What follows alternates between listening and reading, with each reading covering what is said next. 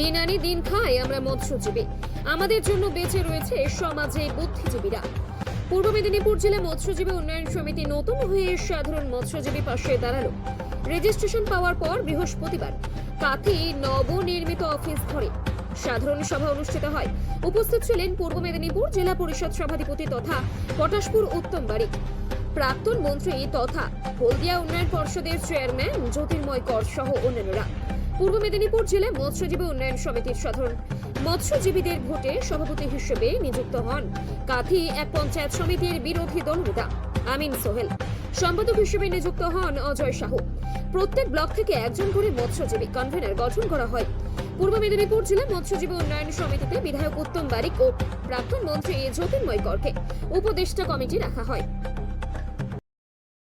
আমাদের পূর্ব মেদিনীপুর জেলা মৎস্যজীবী উন্নয়ন সমিতি জেলায় যে নতুন সমিতি হলো আমাদের, আপনারা জানেন যে এই সমিতির মধ্য দিয়ে প্রতিটি ব্লকে আমাদের সরকারের প্রকল্পকে নিশ্চিতভাবে আমাদের এগিয়ে নিয়ে যাওয়া, মৎস্যজীবীরা যাতে একদম গ্রাসরুট অবধি যাতে মৎস্যজীবীরা নিশ্চিতভাবে সংস্থার পক্ষ থেকে নিশ্চিতভাবে যারা যাতে পরিষেবা পায়, এটুকুই আমাদের লক্ষ্য। না, এর সাথে কোনো রাজনৈতিক দলের যুক্ত নয়। নিশ্চিতভাবে আমরা পশ্চিমবঙ্গ সরকার, আমাদের পশ্চিমবঙ্গ সরকারের যে উন্নয়ন সেইগুলোকেই এগিয়ে নিয়ে যাওয়া আমাদের মূল উদ্দেশ্য, যাতে মানুষ ঠিকঠাক ভাবে উন্নয়নটা পায়। এই কমিটি আগামী দিনে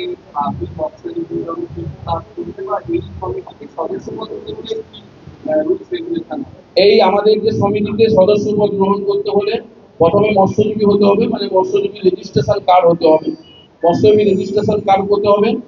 আর আপনারা জানেন যে মানে যদি কোনো ক্ষতি আমাদের জেলা সমিতিতে হলে উনি সাদা জল, ফ্রেশ ওয়াটার, নোনা জল যে কোনো হতে পারেন, কিন্তু ক্ষতি সমিতিতে আসতে হলে সেখানে ক্ষতির আসতে হবে, মানে ক্ষতির আন্ডারে আসতে হবে। নিশ্চিতভাবে আমরা মৎস্যজীবী কার্ড থাকলেই আমাদের সদস্যপদ হতে পারে।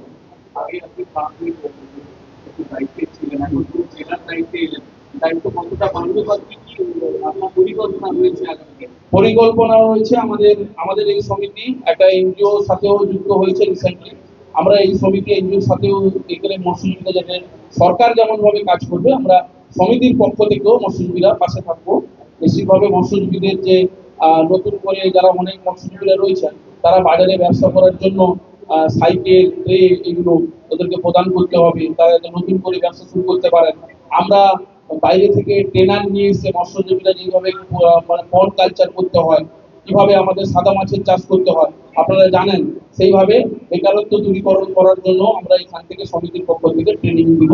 এবং মৎস্যজীবীরা যাতে গ্রাসরুট লেভেল অবধি, যেখানে সব থেকে প্রথম হচ্ছে আমাদের ক্ষতিগুলোকে জায়গা স্থায়ী, আমরা রাজ্য সরকারের কাছে আবেদন করেছি, সেই ক্ষতিগুলোকে জায়গা স্থায়িত্ব করতে হবে, জায়গা অনুমোদন দিতে হবে, এগুলো আমাদের দাবি রয়েছে।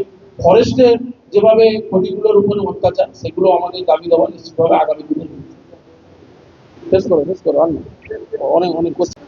আজকে কাঁথিনগর মৎস্যজীবী উন্নয়ন সমিতির পক্ষ থেকে আজকে পূর্ব মেদিনীপুর জেলা মৎস্যজীবী সমিতি বিষয়ে আলাপ আলোচনা করার জন্য সাধারণ সভা ডাক দেওয়া হয়েছিল। তাতে পূর্ব মেদিনীপুর জেলা মৎস্য সমবায় সমিতি আমরা যারা করেছি তার রেজিস্ট্রেশন পেয়েছি এবং আজকে তার কর্মকর্তা নির্ধারিত হল সাধারণ সভার মাধ্যমে। সেই সাধারণ সভায় উপস্থিত ছিলেন সম্মানীয় উত্তম বারিক মহাশয় সভাধিপতি এবং জ্যোতির্ময় কর মহাশয়, তিনি হলদিয়া উন্নয়ন পরিষদের চেয়ারম্যান। সকলের সাক্ষাতে আর এদের উপস্থিত ছিল এদের মেরিন, এদের নর্মাল, সকলের সাক্ষাতে আমাদের আজকে বোর্ড নির্বাচিত হল। সেই বোর্ডের সভাপতি হয়েছেন আমিন সোহেল এবং সম্পাদক হয়েছেন আমাদের অজয় সাহু।